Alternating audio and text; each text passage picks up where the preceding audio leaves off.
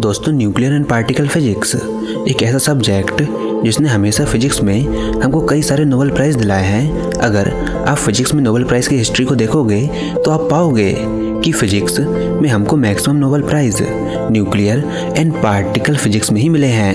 अब particle physics में एक टर्म आता है वर्चुअल पार्टिकल, जो कि अपने आप में काफ़ी कंफ्यूजिंग एंड मिस्टीरियस कंसेप्ट है।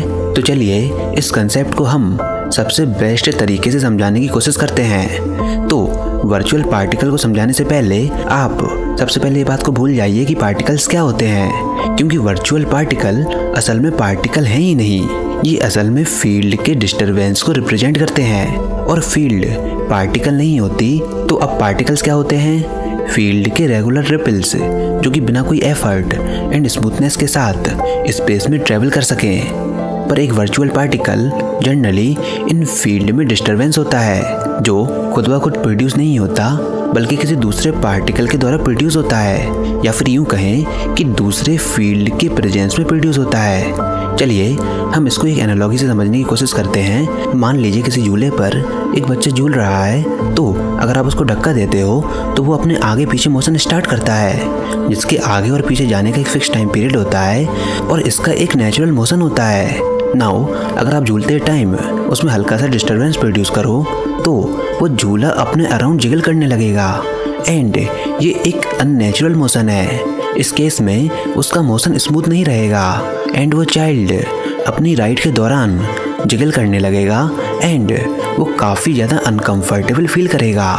तो ये जो सिचुएशन है वो इसके मोशन में डिस्टरबेंस है और उसके नेचुरल मोशन से बिल्कुल डिफरेंट है, क्योंकि नेचुरल मोशन रेगुलर होता है जबकि यहाँ पर डिस्टरबेंस है। तो इसी तरह वर्चुअल पार्टिकल यानी कि डिस्टरबेंस रियल पार्टिकल से डिफरेंट होते हैं। तो अगर कोई चीज़ रियल पार्टिकल को प्रोड्यूस कर रही है देन वो पार्टिकल स्पेस में रेगुलर मोशन करेंगे, पर अगर कोई चीज़ डिस्टरबेंस प्रोड्यूस कर रही है देन ऑटोमेटिकली वो डिस्टरबेंस ज़्यादा देर तक सर्वाइव नहीं कर पाएगा एंड ब्रेक हो जाएगा जैसे ही उस डिस्टरबेंस को बनाने वाला कॉज चला जाए।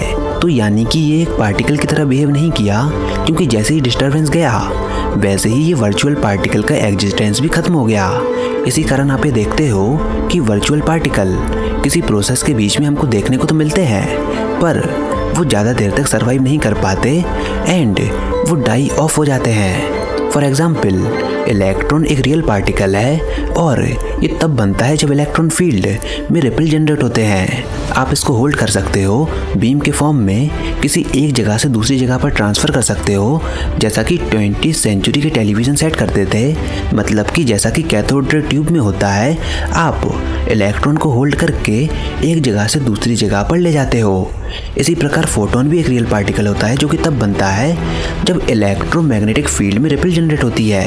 एंड बिल्कुल इलेक्ट्रॉन की तरह आप फोटोन की बीम को भी डायरेक्ट कर सकते हो, और इसी चीज़ के बेसिस पर हमारा पूरा लेजर फिनोमेना वर्क करता है। बट नाउ अब मैं आपको एक डायग्राम बताता हूँ। आप इस डायग्राम को देखिए, इसमें दो इलेक्ट्रॉन एक दूसरे के पास आ रहे हैं। वो अपने इलेक्ट्रिक चार्ज की वजह से इलेक्ट्रोमैग्नेटिक फील्ड को डिस्टर्ब करते हैं। अब इस इलेक्ट्रोमैग्नेटिक फील्ड को हम दूसरे शब्दों में फोटोन फील्ड भी कहते हैं, क्योंकि इनमें जब डिस्टरबेंस होता है तो वो फोटोन को प्रोड्यूस करते हैं। अब ये जो डिस्टरबेंस आप देख रहे हो ग्रीन कलर में, ये फोटोन नहीं है। क्यों? क्योंकि रिपल स्पीड ऑफ लाइट के साथ मूव नहीं कर रही। इनफैक्ट ये कोई रिपल भी नहीं है एंड ये कोई मिस्टीरियस फिनोमेना भी नहीं है। ये चीज़ इलेक्ट्रॉन के इनिशियल मोशन पर डिपेंड करती है एंड इसको आप इजीली कैलकुलेट कर सकते हो। एंड एग्जैक्टली ये इक्वेशंस हमको फोटोन के बिहेवियर के बारे में बताती है। इनफैक्ट ये हमको ये बताती है कि कैसे डिस्टरबेंस वर्क करते हैं। इनफैक्ट क्वांटम फील्ड थ्योरी की इक्वेशंस हमको ये गारंटी देती है कि अगर नेचर में फोटोन एग्जिस्ट करते हैं देन उनके साथ डिस्टरबेंसेस भी एग्जिस्ट करते हैं। अब ऐसी टाइप की डिस्टरबेंस जिनकी डिटेल्स काफ़ी ज़्यादा वेरी कर सकती हैं, उनको हमने कुछ हिस्टोरिकल रीज़न की वजह से एक नेम दिया है। इनको हम कहते हैं वर्चुअल पार्टिकल्स, जो कि सुनने में मिस्टीरियस भी हैं एंड इसके साथ ही साथ ये सुनने में एक पार्टिकल की तरह भी लगते हैं। अब अगर आप किसी फिजिक्स या फिर मैथ स्टूडेंट्स के पर्सपेक्टिव से सोचो तो वो फोटॉन्स को किसी वेव इक्वेशन के सॉल्यूशन की तरह ट्रीट करते हैं, वहीं वर्चुअल फोटोन को वो इन्हीं इक्वेशन से रिलेटेड ग्रीन फंक्शन की तरह एसोसिएट करते हैं। अब ये डिस्टरबेंस हमारे लिए इम्पोर्टेंट इसलिए है क्योंकि जो फोर्स दो इलेक्ट्रॉन एक दूसरे पर लगाते हैं, यानी कि रिपल्सिव इलेक्ट्रॉन फोर्स। दो पार्टिकल के बीच जिनका फोर्स सेम है, वो फोर्स इन्हीं डिस्टरबेंसेस के कारण जनरेट होता है। ये तो हमने इलेक्ट्रॉन इलेक्ट्रॉन इंटरेक्शन के केस को देखा, बट ये same cheese electron and positron के लिए भी है। इसके लिए आप एक दूसरे डायग्राम को देखिए जिसमें एक इलेक्ट्रॉन एंड पॉजिट्रॉन एक दूसरे के नज़दीक आ रहे हैं। अब ये डिस्टरबेंस इस केस में पहले की तरह तो है, पर इसकी डिटेल डिफरेंट है। इसमें अपोजिट चार्ज वाले इलेक्ट्रॉन एंड पॉजिट्रॉन एक दूसरे को अट्रैक्ट करते हैं। अब फिजिसिस्ट हमेशा ये कहते हैं कि जब कोई दो इलेक्ट्रॉन इस प्रोसेस में जब वो एक दूसरे के नज़दीक से निकलते हैं तो दो इलेक्ट्रॉन वर्चुअल फोटोन को एक्सचेंज करते हैं। पर ये जो वर्चुअल फोटोन का एक्सचेंज है, ये काफ़ी फैंसीफुल वर्ड है एंड ये हमारे लिए कई सारी कन्फ्यूज़न को पैदा करता है। अगर आप ऐसा अज्यूम करने लगो कि एक्सचेंज मतलब इलेक्ट्रॉन वर्चुअल फोटॉन्स को बैक एंड फ्रोट टॉस कर रहा है, जैसे कोई चाइल्ड बॉल को टॉस करता है, तो इससे कन्फ्यूज़न पैदा होती है। क्योंकि आप इस बात को तो इमेजिन कर सकते हो कि जब आप बॉल को टॉस करोगे बैक एंड फ्रोथ, तो इससे रिपल्सन तो जनरेट हो सकता है, पर यहाँ पर ये सवाल भी उठता है कि कैसे ये एक्सचेंज अट्रैक्टिव फोर्स को जनरेट करेगा। ये बात सोचने वाली है। और ये प्रॉब्लम क्यों है? क्योंकि ये प्रॉब्लम है एक्सचेंज शब्द से, क्योंकि एक्सचेंज शब्द में खुद भी कई सारे फ्लॉज हैं, पर फिर भी स्टूडेंट इसको ऐसे समझ सकते हैं कि इलेक्ट्रोमैग्नेटिक फील्ड किसी तरीके से डिस्टर्ब हुई एंड दो इलेक्ट्रॉन के बीच में डिस्टर्बेंसेस पैदा हुए तो उससे रिपल्सन प्रोड्यूस हुआ, जबकि जो डिस्टर्बेंस इलेक्ट्रॉन एंड पॉजिट्रॉन के बीच में प्रोड्यूस हुए उससे अट्रैक्शन प्रोड्यूस हुआ। नाउ अब यहाँ पर अलग अलग टाइप के डिस्टर्बेंसेस हो सकते हैं जो कि फील्ड प्रोड्यूस कर सकती है। अब जिस तरह हमने अभी पहले भी कहा था कि पार्टिकल जैसे कि इलेक्ट्रॉन इलेक्ट्रिक फील्ड्स में रिपेल है, ये असल में अप्रॉक्सीमेट स्टेटमेंट है। इसकी रियलिटी कुछ और भी है। हम जानते हैं कि इलेक्ट्रॉन के पास इलेक्ट्रिक चार्ज होता है एंड ये चार्ज अपने अराउंड इलेक्ट्रोमैग्नेटिक फील्ड को डिस्टर्ब करता है। सो इलेक्ट्रॉन अपना कुछ समय इन दो डिस्टर्बेंस के कॉम्बिनेशन के फॉर्म में स्पेंड करता है। पहला disturbance in electric field and दूसरा डिस्टर्बेंस इन इलेक्ट्रोमैग्नेटिक फील्ड, जिसको हम फोटोन फील्ड भी कहते हैं।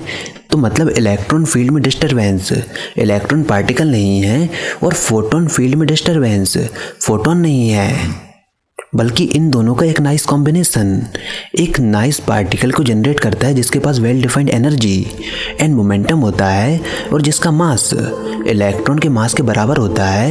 एंड इसी चीज़ को आप इस फिगर में देख सकते हो। एंड फिजिसिस्ट इसी चीज़ को ऐसे भी बोलते हैं कि electron virtual photon and virtual electron में बदल जाता है एंड देन वो वापस से रियल इलेक्ट्रॉन में बदल जाता है। इस चीज़ को एक्सप्लेन करने के लिए हम फिनमैन डायग्राम को यूज़ में लेते हैं एंड इस केस में फिनमैन डायग्राम कुछ ऐसा दिखता है। दरअसल फिनमैन डायग्राम असल में एक कैलकुलेशन टूल है, पर ये फिजिकल फिनोमेना की रियल पिक्चर नहीं है। अगर आपको ये कैलकुलेट करना है कि इफेक्ट कितना बड़ा है तो आप ये डायग्राम लेते हो, इसको मैथमेटिकल एक्सप्रेशन में कन्वर्ट करते हो एंड देन फिनमैन डायग्राम के रूल के अनुसार इसको पेन एंड पेपर का यूज़ करके रियल आंसर को ऑब्टेन करते हो।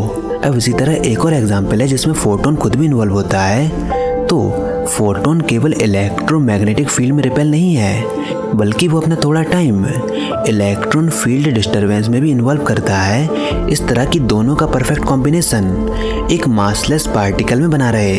अब इस लैंग्वेज का कहने का मतलब ये है कि photon virtual electron and virtual photon में कन्वर्ट हो सकता है एंड देन वापस वो फोटोन में कन्वर्ट हो सकता है। बट अगेन इसका रियल मीनिंग ये है कि इलेक्ट्रॉन फील्ड फोटोन के द्वारा डिस्टर्ब हुई। पर यहाँ पर हम पॉजिट्रॉन को क्यों देख रहे हैं एंड पॉजिट्रॉन को देखने के बावजूद भी हम इलेक्ट्रॉन फील्ड को ही क्यों रेफर कर रहे हैं? क्यों? क्योंकि हर एक फील्ड के उसके खुद के नेचर के कारण फील्ड के पास पार्टिकल रिपल्स होते हैं एंड एंटी पार्टिकल रिपल्स भी होते हैं। पर कुछ फील्ड्स के लिए जैसे कि photon field and jet field, इस केस में particle ripple and anti particle ripple दोनों एक्चुअल में सेम चीज़ होती है। पर कुछ फील्ड जैसे कि इलेक्ट्रॉन एंड क्वार्क फील्ड, इसमें particle and anti particle different होते हैं। तो जब कोई इलेक्ट्रॉन फील्ड पासिंग फोटोन की तरह डिस्टर्ब होती है तो डिस्टर्बेंस कुछ इस प्रकार से होता है जिसमें इलेक्ट्रॉन लाइक डिस्टर्बेंस होती है नेगेटिव इलेक्ट्रिक चार्ज के साथ एंड कुछ पॉजिटिव लाइक डिस्टर्बेंस होती है पॉजिटिव चार्ज के साथ। बट ओवरऑल डिस्टर्बेंस फोटोन के जैसा ही होता है जिसके पास कोई नेट चार्ज नहीं होता। एंड यही सेम चीज़ बाकी की चीज़ों के लिए भी सही है जिसमें बाकी की इलेक्ट्रिकल चार्ज फील्ड शामिल होती हैं। तो कुल मिलाकर वर्चुअल पार्टिकल एक सिंपल ऑब्जेक्ट नहीं होते, इनफैक्ट ये फील्ड में डिस्टर्बेंस होती है एंड डिस्टर्बेंस केवल सिंगल फील्ड में नहीं होती बल्कि ये कुछ कॉम्बिनेशन में हो सकती है। पर हमारे लिए कई बार कॉम्प्लिकेशन मैटर नहीं करती एंड इसको हम इजीली इग्नोर कर देते हैं, पर समटाइम इन कॉम्प्लिकेशंस को हमको कंसीडर करना होता है एंड उनको ध्यान में रखकर अपने काम को परफॉर्म करना होता है। तो फिलहाल इस वीडियो में हमने क्वांटम फील्ड थ्योरी की मदद से वर्चुअल पार्टिकल को समझने की कोशिश की। तो आई होप आपको ये वीडियो ज़रूर पसंद आई होगी। अगर ऐसा है तो इस वीडियो को लाइक कीजिए, अपने दोस्तों के साथ शेयर कीजिए और अगर आपने हमारा चैनल अभी तक सब्सक्राइब नहीं